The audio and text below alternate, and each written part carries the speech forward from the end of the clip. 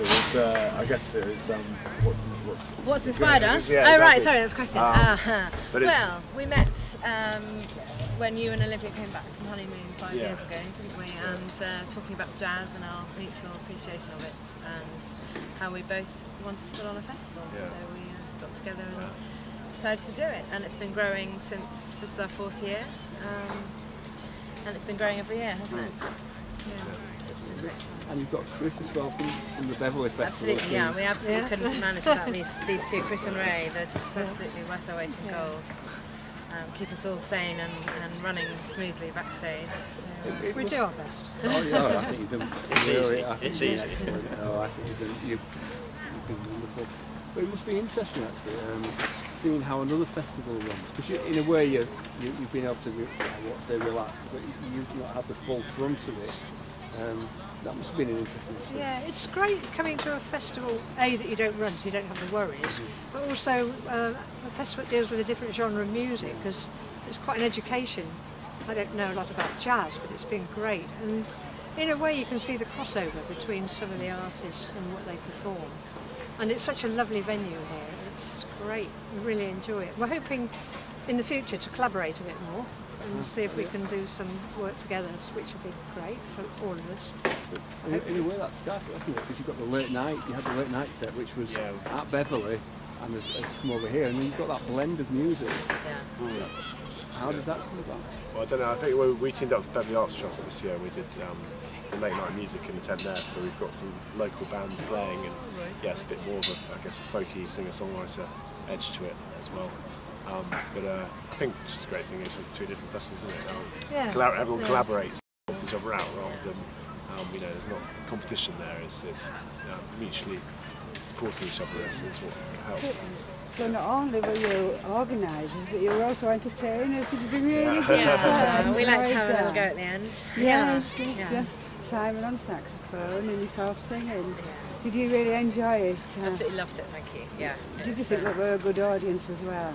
It's been a fabulous audience all weekend, particularly when the rain showers come and nobody moves a muscle. The umbrellas come out and everybody's stalwartly there supporting. It's magical to see actually, especially being backstage. You get the best view of the audience and everybody's sitting there with big smiles on their faces all weekend. It's been lovely. Do you play music together quite often? Yeah, we do a fair bit, and certainly in the build-up to the festival, we panic a bit, going, get it sorted out, practice. But that's half the fun. It's enjoying music, and we have a lot of fun with it as well. Yeah. You've had quite a full calendar this year, haven't you? Really, from the house. You're going to intend to do that next year? Have a full calendar, certainly. If there's stuff we can do, we try and do it. But we're looking forward to doing this again next year. We've got our 400th birthday coming this year as well, so it's lots of we're having a birthday fete in September, which is going to be great fun. One of the things I liked was music in the hall as well. Yeah. And I particularly enjoyed the jazz school. People who've been learning jazz, having the opportunity to play to a real audience and learn.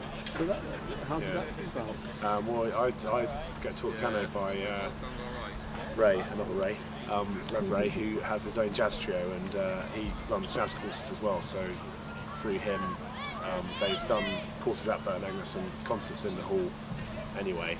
So I said, why don't you take a slot at the jazz festival? And it's a great opportunity to put some of the students on the stage, and you've got some of the biggest names playing on the main stage here, and at the same place you've got people who maybe started playing a year ago having a go in the hall, so it's great to encourage new talent and new people into music. And the mix, letting people mix with each other and learn from each other as well. It's a beautiful setting, is this, for such a thing as a festival, and it's a lovely atmosphere. How have you managed to create that? Well, the hall kind of speaks for itself, really. It's an absolutely stunningly beautiful hall, owned by Simon who lives here, and you're very used to hosting the public here, aren't you? Yeah. So we just added the extra magic of the stage and the music. So it's it's good. I think it's compact enough that it feels like almost like a private party. It's getting everyone in there. So yeah, it's nice and intimate. We want to use the hall and use the grounds rather than being plonked somewhere with it all as a backdrop, but actually, you know, like I said, music inside the hall and set the stage in the grounds and be sat around the ponds and everything else. So. It's great to see people work together as well. I know we've talked about it a little bit, but in Beverley it's a fantastic festival. We went to it and we enjoyed it, didn't we? And that's got such a blend as well, hasn't it? You know, that there was the new and up and coming, if you like, new artists. There was a fusion between the folk. There was a lot of indie influences, I thought. Yeah, well, I mean, we try to be quite eclectic in the programme to appeal to a wide audience, and we are trying to develop the young musicians as well. So we have a youth programme, as you know, the Area 2 programme, which brings in a lot of young musicians from around the country. And we are trying to develop that even more, so that the young musicians may perform in the youth area one year, and next year, you know, on the main stage with some of the bigger names. And I think it's important, really, because there's some great young performers out there, and we want to bring them on to, you know, be our headliners for the future, really. Yeah. You're both organisers of different festivals. How difficult is it to get people to come? Do they just want to play? Do they want to do it? You mean the musicians or the the audience? the musicians, the groups, the up-and-coming bands, you know, how do you go about getting them? Yeah, well, finding them is fun. That's the adventure. Usually they're thrilled to come, and we've had great feedback actually from the musicians about what a lovely festival it is to play at, so which is a great thrill for us.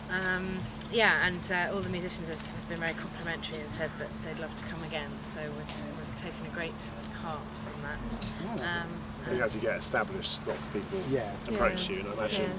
Yeah, it's 21, I don't know, 27 years now. Finished, So you must be inundated with yeah, you do get a lot of you get a lot of people sending you CDs, and then I mean the main headliners obviously they're a bit more difficult, and not more difficult to work with, but you know, to try and get their availability, because some of them don't decide what they're doing until quite late in the day. So we were lucky this year. We got some great acts, and really good. And once your reputation builds, as you say, then you start to get people coming with good headliners. How do you maintain the energy to run a festival over 27 years? With difficulty. Just don't stop. That's the answer. Once you stop, you've had it. And change. Make changes. Keep on improving and changing things. Otherwise, the danger is it getting very samey. In the first 5 or 6 years, we began to feel that we were just switching it on and switching it off, exactly the same formula every year. And I mean, much thanks to Chris, she has made a lot of progressive changes, even very recently. And I think that keeps you interested personally in it. And bringing in new people as well all the time, to bring in fresh ideas. So we're always getting new people helping and working with us. So I think that's important. You know, getting people like Simon on board. Yeah, exactly. Yeah, there you are. You've got a job now. You wrote in, like everyone knows. So look out for the pole dancers here next year. That was a new feature. That's your suggestion, is it? That'll keep you coming back. Would you like them in the backstage area? Well, thank you ever so much for having a conversation with us. Really enjoyed that. We've enjoyed the festival tremendously, and thank you for letting us come. Well, thank you. Thank you very much.